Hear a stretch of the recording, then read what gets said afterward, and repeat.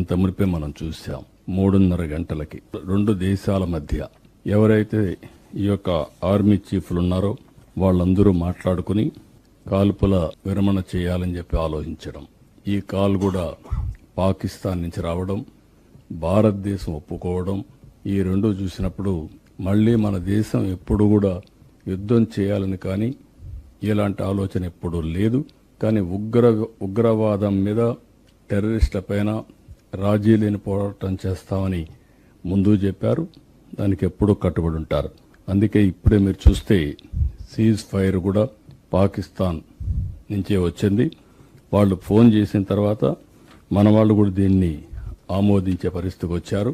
ఈరోజు 5 గంటల నుంచి ఇది అమల్లోకి వచ్చింది.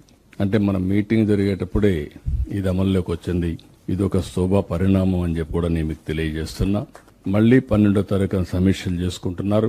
అయితే మనందరం చేయాల్సింది, ఎవరైతే ఈ యుద్ధంలో నష్టపోయిన వారికి అందరికీ సంతాప తీర్మానం కింద వాళ్ళ యొక్క నివాళులు అర్పించడం. అదే మరిగా ప్రధానమంత్రి, కేంద్ర ప్రభుత్వం ఏ నిర్ణయం తీసుకున్నా దేశ భవిష్యత్తు కోసం వారికి అండగా ఉంటామని మనమందరం తీర్మానం చేసి, అదేవిధంగా ప్రజా చైతన్యం కూడా తీసుకురావాల్సిన అవసరం ఉంది. ప్రజలను అప్రమత్తం చేయాల్సిన అవసరం ఉంది.